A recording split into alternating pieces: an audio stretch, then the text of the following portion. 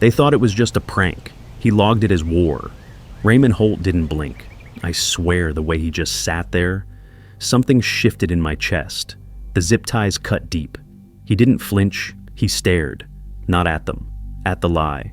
One laughed too loud. The other circled like a victor. Sit here and think if that cap was worth it. The cap stayed, bright red, unbent. They thought it made him small. They didn't notice what else stayed still. His hands, his breath, his eyes, carving.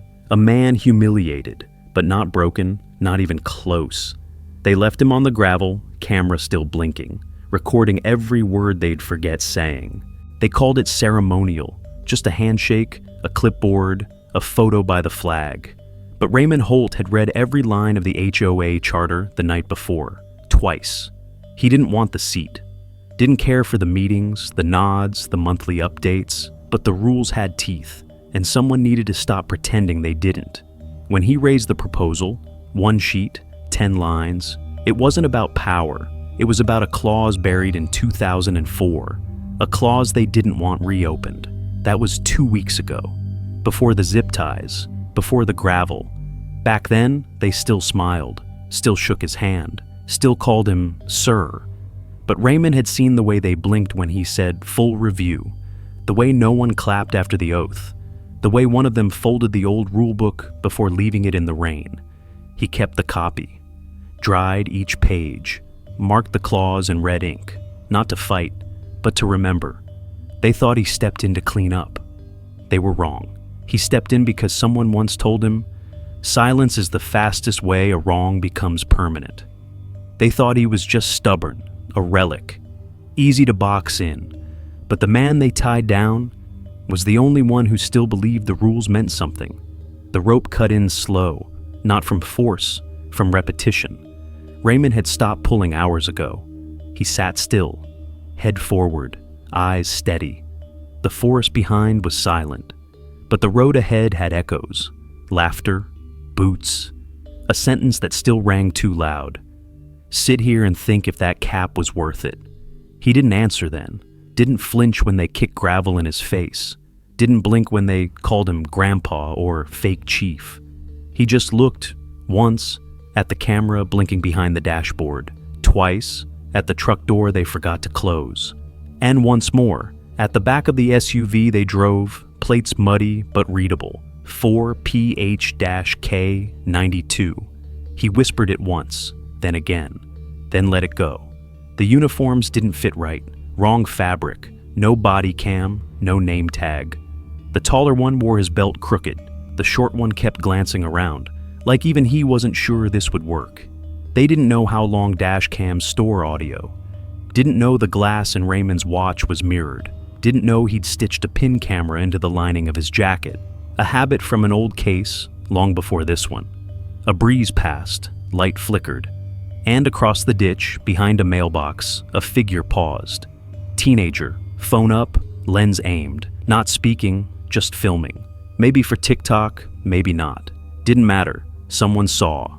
They had power for 10 minutes, mocked the badge, mocked the hat, mocked the man, but forgot the 3 things that stayed, the camera, the boy, and Raymond's silence, sharpening.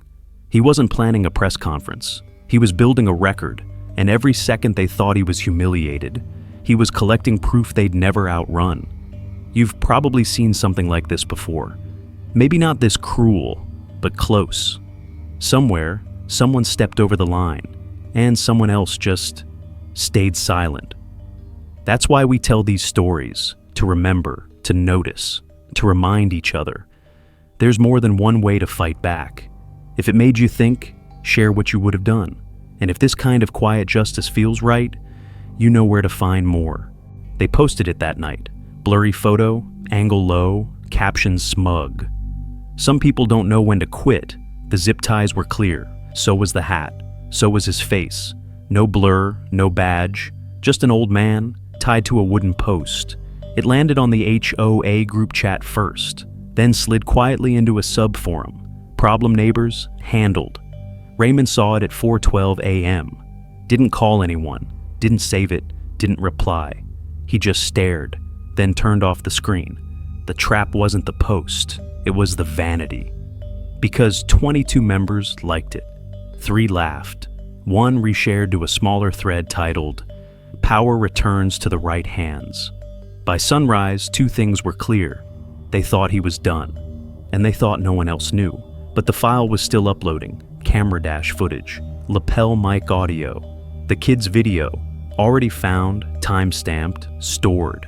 And the fake citation, the one they stuck on his windshield earlier, had a red seal. But Raymond had seen thousands. This one, ink bled left, printer misaligned. HOA, use blue ink. He filed nothing, said nothing, just printed it, slipped it into a folder marked artifacts. Let them climb, let them repost, let them leak the photo. Every view, every forward, every snide comment, it built the record. He wasn't hiding pain, he was collecting pattern. Let them believe it was over. Let them believe he had no proof. Let them show their teeth before he forced them to bite their own. The more public it became, the more undeniable the reversal would feel. They wanted spectacle. Raymond was building history. The room was small. No one raised their voice. No one needed to. Raymond walked in alone, folder in hand, USB in coat pocket. The chief was already there. So were 3 others. 1 from internal affairs, 1 from legal, and 1 who used to call Raymond the hobby sheriff. No one offered coffee, just a chair, just a screen. He handed over the USB, said 5 words. It's all in the timeline, then sat down. No defense, no monologue, just silence. The screen lit up. First frame, dash cam, date, time, coordinates. A voice. You think this badge makes you clean? Second frame, GoPro in the jacket lining. Angle tilted, but clean. The man's face, too close, too loud. Laughing. Third frame, the teenager's phone, wide shot, plate number visible, Raymond tied, no resistance, just watching. Pause. The chief leaned forward. Let's watch this together. The 4th frame, audio, unfiltered. You sit there and think if that cap was worth it? Raymond didn't blink. But the man from legal did. Across the table, the hobby sheriff cleared his throat. Didn't speak. Just looked at the others, then at the screen, then at Raymond. No edits, no cuts. 1 folder. 4 sources. Chain of custody already notarized. In 10 minutes, the tone of the room changed. Not rage, not outrage, just recognition. This wasn't an accusation, it was evidence. They called the 2 men in, the fake officers, not to ask, to confirm, not to warn, to suspend. Outside, someone whispered, "Wasn't this about a sign?" Someone else replied, "No, this was about power." Raymond stood, didn't smile, didn't thank. He just looked once, at the man who laughed in the footage, then at the one who once doubted him. No revenge, just clarity. He didn't need to win. He just made sure no one like them could try that again. "Back it up 10 seconds, the chief said. The tech complied. Cursor dragged. Screen blinked. Then, that voice again. "Sit here and think if that cap was worth it." Silence in the room. The red hat was still visible on screen.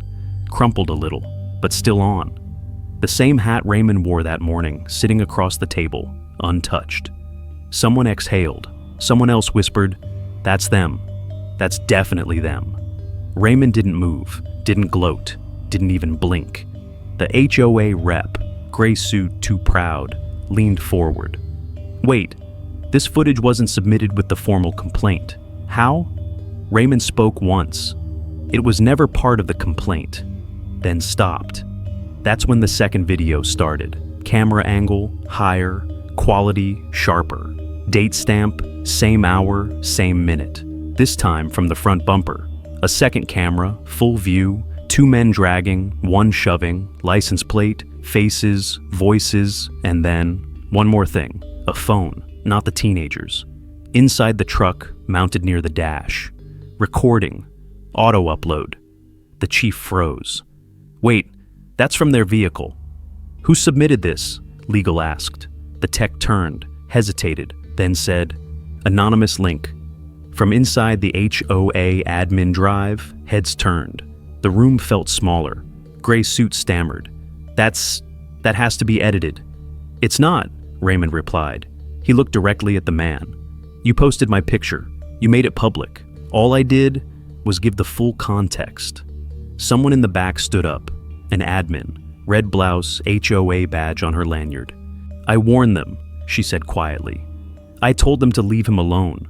The footage kept playing, frame by frame, laugh by laugh, until nothing else could be denied. And that hat, the one they mocked, stayed on Raymond's head the whole time. What started as humiliation had become evidence. What started as a smear had become a mirror. The room emptied, chairs shifted, doors closed softer than usual. No one said goodbye, not to him. Raymond stayed behind, took his time, picked up the USB, still warm from the port.